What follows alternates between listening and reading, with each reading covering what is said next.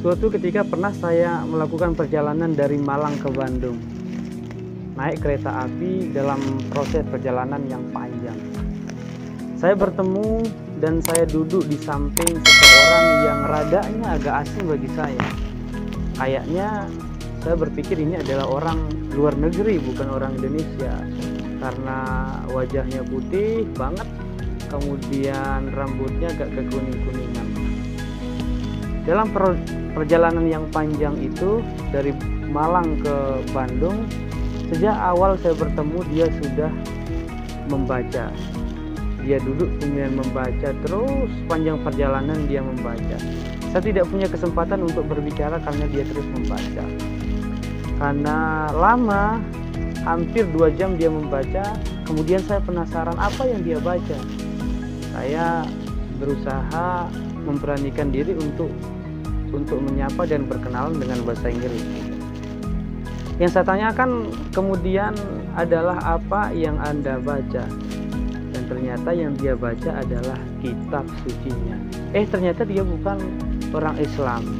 Dia adalah menganut keyakinan yang jelas yang bukan Islam. Dia membaca, ternyata yang dia baca adalah kitab sucinya. Terus dia baca, saya bertanya, kenapa Anda begitu cintanya, begitu sukanya membaca kitab suci Anda? Dia mengatakan, ya ini adalah tuntunan hidup kami, ya ini adalah sumber ruh dalam jiwa kami, kitab suci yang dia baca.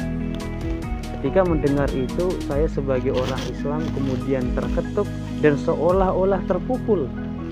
Kenapa saya terpukul? Karena saya orang Islam sendiri ketika itu tidak membawa kitab suci saya. Jangankan membaca, membawa saja tidak saya bawa, walaupun di HP kita ada.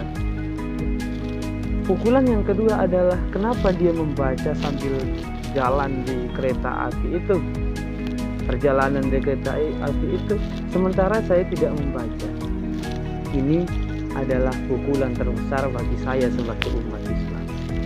Cinta kepada Al-Quran, cinta kepada kitab suci yang kita yakini mestinya harus lebih kuat dan harus lebih tinggi daripada yang di luar Islam, yang di luar itu. Pukulan besar yang sesungguhnya Al-Quran itu adalah hadir di dalam diri kita. Yang sesungguhnya Al-Quran itu jangan pernah terbenam matahari ini tanpa kita membaca firman Allah itu yang sebagai tuntunan kita. Apalagi kita mengaku sebagai orang yang bertakwa. Allah katakan sendiri, hudan lil muttaqin, bahwa Al-Quran itu petunjuk bagi orang-orang yang bertakwa. Jangan sampai terbenam matahari lalu kemudian Al-Quran itu tidak kita baca.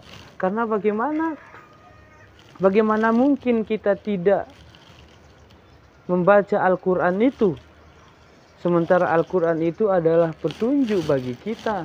Tatkala kita membeli mobil yang baru, maka selalu disediakan, disertakan di situ adalah buku arahannya, itu buku petunjuknya. Maka Tuhan Allah Subhanahu wa taala tidak sekedar menciptakan kita di muka bumi ini tanpa memberikan kita arahan. Dan ternyata Allah menciptakan manusia juga memberikannya petunjuk. Apa itu? Al-Quran. Itu petunjuk kita hidup di dunia ini. Petunjuk saya, petunjuk Anda semuanya. Dan ternyata mobil itu tidak bisa berjalan tanpa disetir oleh seorang oleh seorang supir. Begitu juga hidup ini. Tidak bisa kita menjalankan agama yang menjadi tuntunan kita ini tanpa seorang pembimbing, pengarah, Rasul, itu istilahnya dalam agama itu. Allah juga selain turunkan Al-Quran sebagai petunjuk kita, Dia juga turunkan Rasul, utus seorang Rasul yang membimbing kita, yang menunjukkan kepada kita mana yang benar, mana yang salah, mana yang hak dan mana yang batil, mana yang halal dan mana yang haram, isi daripada petunjuk itu.